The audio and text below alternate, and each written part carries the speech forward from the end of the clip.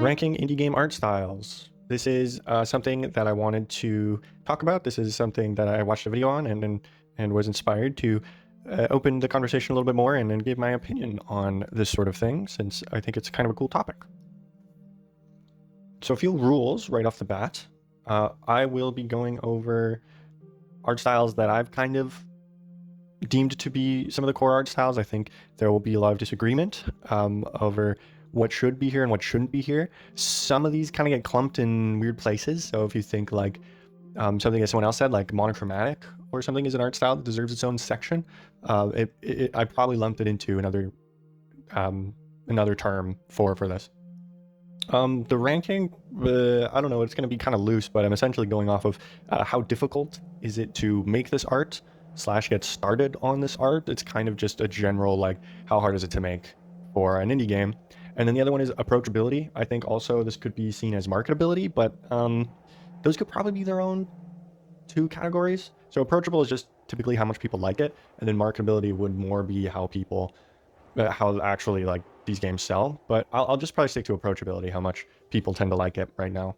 That also being said, some of these could probably get chopped into further categories potentially. So yeah, I'm sorry if there's disagreement. And I guess I'll be going just with classic tier list kind of ranking, SA, BD rank, whatever. Anyway, let's get started. Retro pixel art.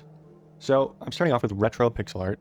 And what I mean by retro pixel art is pixel art that tries to invoke old school games and old school designs. So think your Shovel Knights, your Undertales. I'm drawing a blank here, but there's many others. But essentially, I just want to kind of categorize not all of pixel art. I wanted to cut up retro pixel art and then modern pixel art. I think these two really are separate enough because if we're going off of how difficult and approachable it is, I think these two, like splitting them up into retro and modern, those are different for each one. So in terms of difficulty, I would say this is definitely one of, if not the easiest to do, for a few reasons. So number one is you don't need stuff for it. You don't need equipment for it, really. You just need a computer and a mouse. There are programs for this, like Sprite, or honestly, you can just use like MS Paint. Like, it's so accessible to make these things. And then on top of that, retro style pixel art tends to have really small canvas sizes and really small sprite sizes. So you can really just hone in on these quick little characters and quick little art that you can make for these. I think where some difficulty could lie is animation. Animation could be harder, and depending on how small it is, it could be more difficult for people to translate the sort of movement and animation that they'd want out of their characters. So in that sense, it could be harder, but I find it's one of the best places to learn that. So like, if I would say the kind of, hand-drawn animation technically that this is way harder to start and do with full-on drawing versus learning it through pixel art. Now, once we get to modern pixel art, that completely changes. But for retro, I would say it's a lot easier. And not to mention the style itself invites simple animations. This doesn't have to be the case. I've made retro art that has a lot more frames and can invoke more going on. But nonetheless, I would say this is really one of the easier ones to get into, and I 100% recommend it.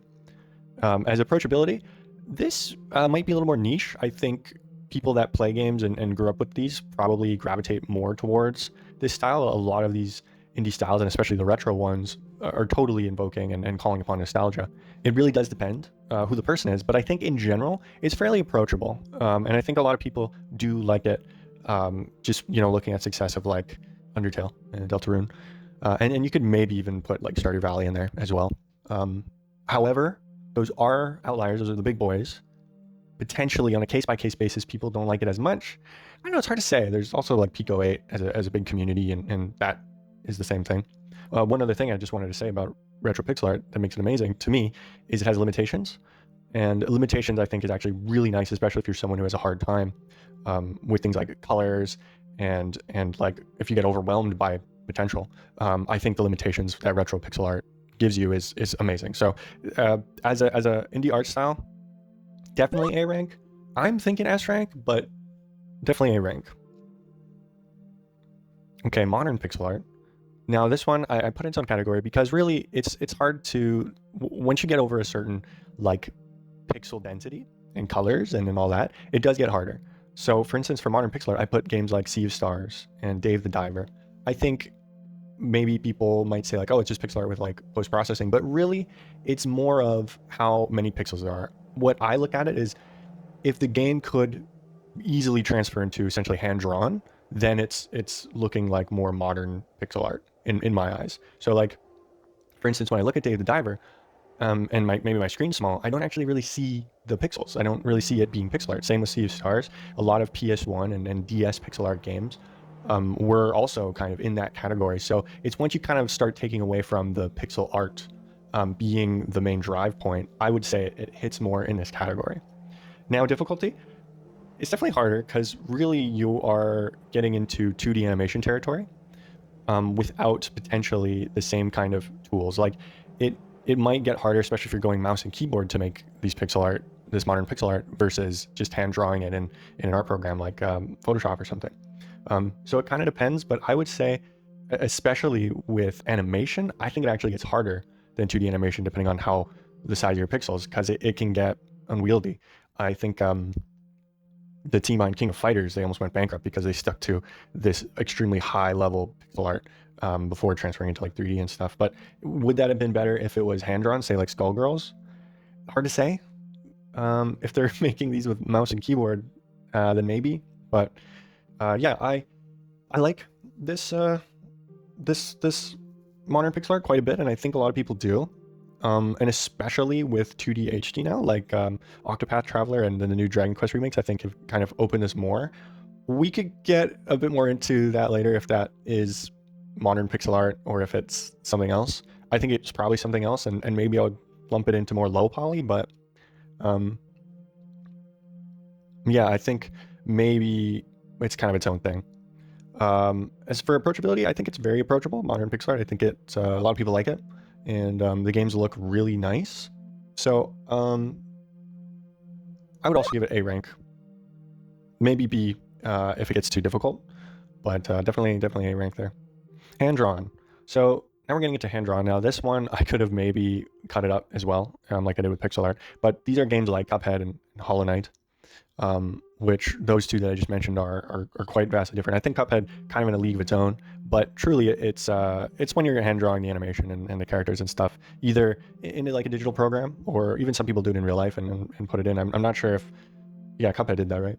But like Skullgirls, I think was like digital hand drawn and stuff like that. So it that's kind of what I mean by that. And I would even potentially throw in games that aren't necessarily hand-drawn, but extremely invoke the hand-drawn, like Don't Starve, right? However, that could be classified as vector art, so not 100% sure. But for hand-drawn, difficulty, extremely difficult, right? You need not only to be able to draw, but usually to be able to animate as well. So that's extremely difficult. Approachable, it's very approachable, I think, for a certain type of people, for sure, because it can look gorgeous. I think for the masses, it's actually not super approachable. It's more, I think artists more enjoy this, and people who like art more enjoy this sort of stuff. But sadly, I do think it tends to fall behind a bit in terms of what people would rather play. And it might be nice to look at, but I think oftentimes if you aren't like an outlier like Cuphead, if you're, and anyone else, it seems like one of the most difficult things a studio can go through if they go the hand-drawn route, where it's just tons of work, and the approachability maybe isn't there. So I would rank hand-drawn a C. I think a C, maybe a B, but yeah, I don't know. Maybe it doesn't warrant its difficulty, like what you get out of it. You know what? B. Let's go B. Realism. Well, this one also is pretty self-explanatory, any AAA game, but in the indie space, there's also kind of realism with games like Phasmophobia and Body Cam, I guess, and maybe Remothered. It really, for realism, it depends on if you're doing faces, if you're doing human faces or not, because that's a big element. If you look at say, there's a lot of these backroom games right now. They're essentially predominantly environment stuff. I would say they look great. And because you can't see the human faces, like that, if you saw human faces, and it might like throw you off. Like let's say Phasmophobia, for example. I'd say the environment and stuff looks pretty good and looks nice. And then you see the characters and the character faces, and it's kind of like, oh. And I think that can be literally the deciding factor. Like I mentioned, the Backrooms games, the characters are in gas masks and gear, so you don't like see their faces, so it immediately becomes more approachable. People like it more because of those reasons. If your realism game looks really good, I think it actually is for most people. I'm talking the masses, not like indie devs and people who like art more. It's definitely like one of the most, like, obviously people love it, they completely gravitate towards it, and it's hard to rank something based off like, well, if it's good, people love it, if it's bad, people don't really like it. But even then, it's always extremely approachable, I think, for most people, even if it looks bad. In terms of difficulty, obviously very difficult. Probably the most difficult, I would say. I think hand-drawn could be more difficult, but realism, obviously, because you need good tech for it to be like perfect, and you need there's that uncanny valley that you can't really hide behind. Like it has to be really good. That's just the bottom line. Like you can't really cover it, I guess, unless I just mentioned you cover up the face with like a gas mask or something, then you're good. I know, interestingly, recently, because of body cam, I think people have understood that if you put a fisheye lens and some like static and compression, it makes it look more realistic because it looks like real camera footage or something. I just find that fascinating. It's like a cheat code right now that people are utilizing. But where would I rank realism? I don't really care about it that much anymore. Like I think when I was younger, I'd go, "Holy cow, that looks so realistic. That's amazing." But now I'm like, I don't give a, like, I don't care. So I would,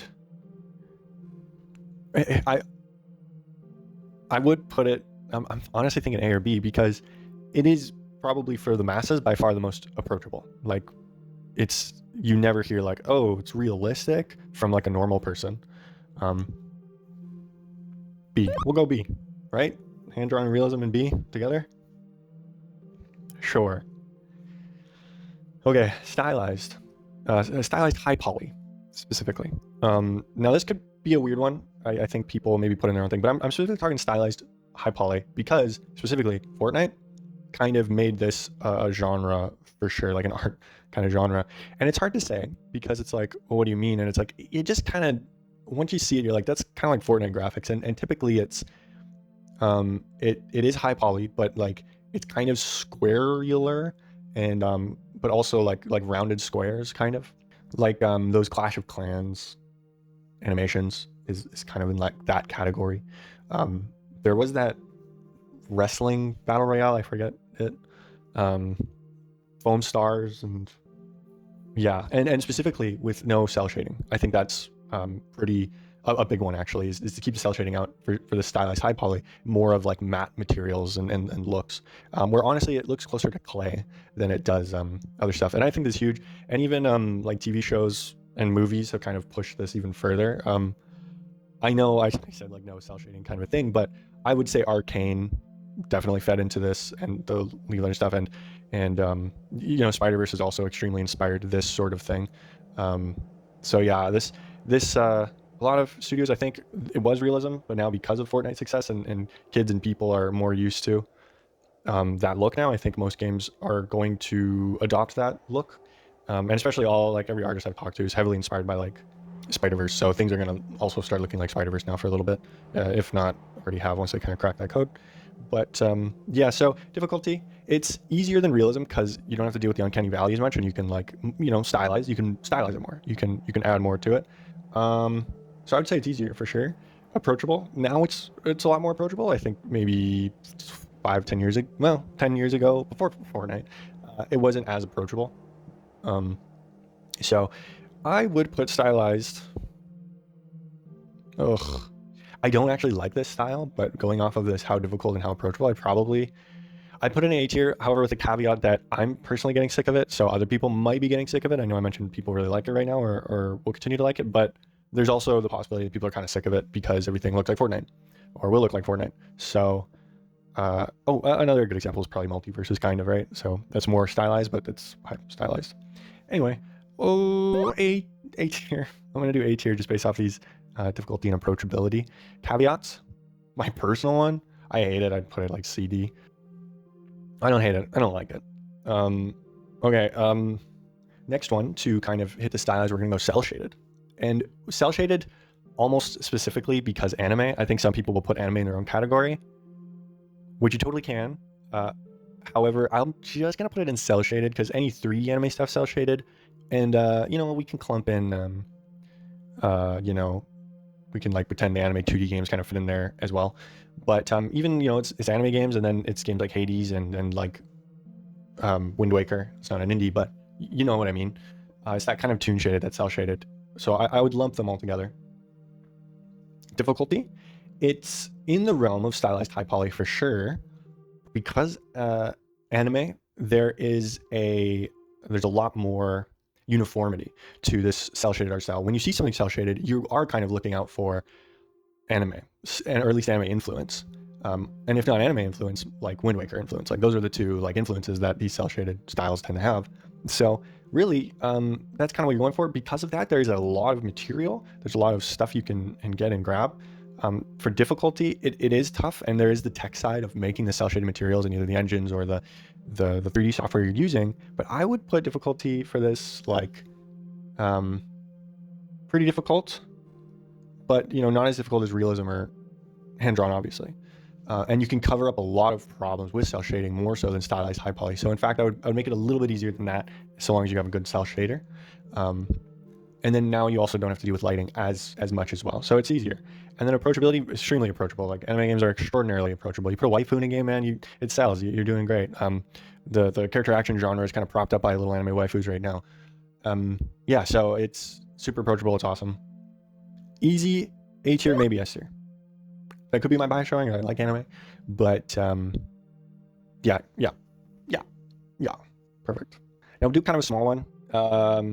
This doesn't have to be category, but Voxel, Voxel art specifically. So that's like Cube World and Clone Drone and the Danger Zone, other kind of smaller games. I think there's programs to make voxel art relatively easy, so it's very approachable like pixel art, but it's a little harder because there's the third dimension. An aspect about this art style that I like is it has if the game has a voxel art style, the gameplay and the tech kind of gravitates around the voxel art style. So because of that, like if a character dies, they explode into like little pieces. The world kind of has more of that visual element. So in that aspect, I like it. Difficulty, pretty. It's easier than like traditional 3D, and but difficult. And then approachability. Now, this is a thing where I would not consider Minecraft a voxel game. It definitely paved the way for voxel games. I remember when Cube World came out and it was like, oh, it's like Minecraft but more actiony, and people were a lot more into it. So I think it's definitely approachable, but anything that's not one of the big boys like is extremely low, I would say. For most people, like I think a lot of people find it neat, but no one, I think for most people, they would rather a different art style than voxel. They would probably rather low poly than voxel. So I would put it in C tier. I guess if we're including voxel, which is like a smaller one, I would also maybe include vector art. Vector art's kind of hard to explain because a lot of games could either be like hand drawn or vector, or even like pixel art can be kind of vector. But to me, it's when they move like this, and when you kind of can see it's like 2D, but there's not much like hand drawn animation going on. It's kind of a hard one to wrap your head around, but it's kind of like when you see it. A lot of people will classify it if it has a certain kind of, if it doesn't really have like lines around the stuff. If it's really like minimalist, people will maybe say it's just vector art. With that I can understand, but it can look super pretty. It looks like illustrations. I'm not crazy about it. Difficulty, it can be easier. I'm not 100% sure how to make it. When I did vector art, it was just like mouse. I think software is Adobe, so it's not the worst. Other programs I believe can do it, like GIMP and stuff. I'm not 100% sure the process. I personally don't really like it, but most mobile games and stuff vector art too. So B. Okay, so these kind of last ones we're gonna go with is we're gonna go low poly. So like pixel art, I'm also gonna classify these as retro low poly and modern low poly. We'll start with modern low poly just because I do retro low poly, so I have more maybe to say about that potentially. But modern low poly, similar to the pixel arts, well, retro would be where you make it that looks like the games that would use it. So N64, PS1, DS, those are the main ones. For modern, it is more, I don't know how to explain it, but it's very asset pack. You know, it's this asset pack style from Unity, where there isn't that much texture. Maybe they want you to use a cell shading texture on it, but you can very clearly see like the triangles and the polygons and stuff. That's kind of this modern low poly, and it tends to potentially get more stylized. So like Super Hot is a really heavily stylized, I would say, modern low poly game where it's not really trying to show or bring that like nostalgia from people that play it or look at it. I didn't give examples. Oops. It's Donut County is an example. Tunic is a really good example of these. And I would say difficulty, it's fairly easy. It's probably the easiest 3D to make. And a lot of these, like I said, they don't rely on textures too much. And in fact, you can get away with a lot of just like gradient textures and throw the meshes in there. So it's extremely easy for compared to like realism and stuff is what I mean. It's still hard as 3D. But then approachability, I think for a lot of people it is pretty approachable. It's especially with Minecraft, which maybe is more retro, but you know, opening the door for especially kids being okay with low poly and Roblox and stuff. So yeah, it's this is like probably an easy A rank, I'd say. And then plus also all the asset packs, like I mentioned before, having availability is you know, extremely big. And then retro low poly. So retro low poly, like I said before, it's supposed to show, it's supposed to give off this feeling of something from that era. So, you know, N64 and PS1 DS, but, you know, I think a big part about the retro low polys compared to modern low poly is the textures is a bigger deal. So with retro low poly, you have a lot more kind of hand-drawn texture on these things or pixel art texture on these things, because in the past they had to add more detail with the textures. So they really push that home.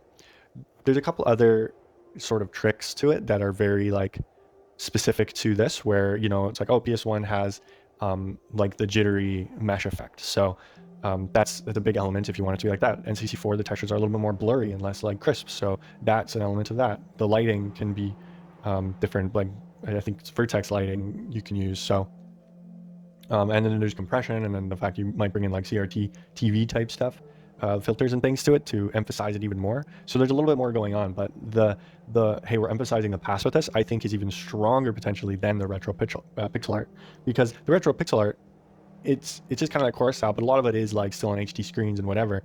Whereas these retro low poly, a lot of them have old school camera effects. I think obviously, if you want examples of retro pixel art or retro low poly, you go to itch.io and you go to the horror section, and a lot of those horror games are also inspired by analog horror, which heavily does the compression and stuff. So that's really where a lot of those influences are. And now it's going into other style games. I've started to see just more like fun style stuff. Difficulty, it's definitely easier to do than high poly. The texturing can be an issue. Not everything has to have a, you know, a higher texture, a better texture, but it's definitely an aspect. And then approachability, this one, it's kind of weird because you have people like, let's say more like kids in the next generation are not that into it because they didn't grow up with it, but you have a huge chunk of people that specifically are into this because they grew up with it. I'm not sure what people who didn't grow up with it think about it. I'm sure some examples it's great for people, like they still like it, but some might think it's kind of ugly looking. So it's hard to say. The approachability, I think it's pretty darn approachable, obviously, with the success of games like Iron Lung and stuff, but it's also potentially, I would understand if someone's like, I hate what this looks like. I totally get it, because you kind of have to grow up with it. Well, you don't have to, but it helps. It helps a lot. I would give retro low poly an S rank. Easy S rank. Definitely Z rank. One above all. Yeah, so that was the list of mine. Let me know if there is a category that that you think should get its own spot or something. I know like PS2 is an up and coming art style that technically is low poly, but I wouldn't put in the same category something that looks like PS1, so it's tough. Also, if you have good examples of games from these genres, specifically retro low poly, I would like to know, because I play a lot of those games, or I want to play more of them. And yeah, also let me know your rankings of this, because I probably got them wrong. I got the rankings incorrect, objectively.